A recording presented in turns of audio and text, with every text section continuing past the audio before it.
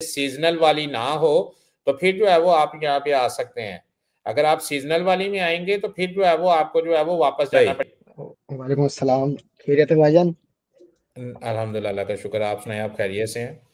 जी, मैं इस वक़्त रोमानिया में हूँ। जी, ठीक है। मैं इंडिया से हूँ, मैं रोमानिया में हूँ। मुझे 7 महीने हो गए इधर। सही है। जी, जी, एक मेरा दोस्त है जर्मनी में, वो मुझे वर्क परमिट दिलवा रहा है डी वीज़ा का। डी वीज़े का किधर है? जर्मनी में? जी। सही है। एक से वो बोल रहा कि 1 साल तक का है ये डी वीज़ा। 1 साल के बाद अगर कंपनी तुझे दोबारा रिन्यूअल करवाती है तेरा वर्क परमिट टीआरसी, तो तू रुकेगा, अन्य तो फिर तेरे को इंडिया जाना पड़ेगा। सही है। ठीक है। इसका कुछ इस आगे को रुक सकते हैं 1 साल के बाद? इसमें कुछ ऑप्शन है नहीं? जी, बिल्कुल रोक लेंगे। जब आप जर्मनी में आ जाएँगे हमसे राब्ता कीजिएगा। जर्मनी में नहीं रोक सकेंगे लेकिन यूरोप में रोक लेंगे।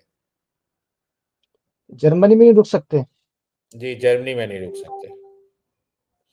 अगर आप जर्मनी में रुकना चाहते हैं तो अगर आप रोमानिया में हैं तो वहाँ से कोई ऐसी स्किल का वीज़ा लेके आएँ जिसकी यहाँ पे इनको डिमांड हो। अगर वो वाला मैं लेके मिग आएँगे अगर वो लेके आएँगे तो उसमें जो है वो आपको जो है ये इंडिया नहीं भेजेंगे, वो फिर आपको यहाँ पे रख लेंगे। मैं मिग वेल्डर, आर्क वेल्डर हूँ। जी, अगर आप जो कुछ भी हैं, अगर आप जो है वो ऐसी डिग्री में ऐसी स्किल में आते हैं जिस स्किल की इनको ज़रूरत है, ये सीज़नल वाली ना हो, तो फिर जो है वो आप यहाँ पे आ सकते हैं। अगर आप सीज़नल वाली में आएँगे तो फिर जो है वो आपको जो है वो वापस जाना पड़ेगा। जब आपका काम खत्म हो जाएगा, आपको इंडिया जाना पड़ेगा और जब आपका काम शुरू होगा, आपको फिर यहाँ पे आना पड़ेगा। अच्छा, भाई यही पता करना था आपसे, क्योंकि ये होटल लाइन है, इसमें वेल्डिंग का काम तो वेल्डिंग का वर्क परमिट तो मुझे मिल नहीं रहा।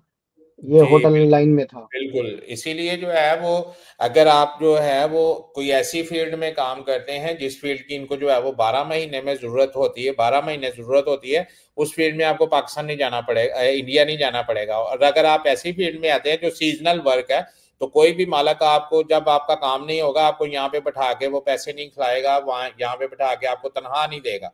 उसकी कोशिश ये होगी कि आप वापस चले जाएँ क्योंकि यहाँ पे अगर आप रहोगे तो वो आपको यहाँ पे उसको जो है वो आपका टैक्स भी देना पड़ेगा, आपका वो जो मेडिकल का जो अलाउंस होता है, जो गवर्नमेंट ने जो है वो इंश्योरेंस पे करनी होती है, एम्प्लॉयर ने वो भी पे करनी पड़ेगी, तो वो अपने पैसे बचाने के लिए आपको वापस भेज देते हैं।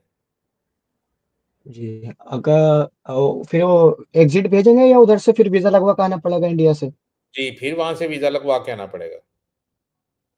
ठीक है, शुक्रिया। ठीक है, अस्सलाम वालेकुम, बहुत बहुत शुक्रिया आपका। बहुत शुक्रिया जी, बहुत शुक्रिया।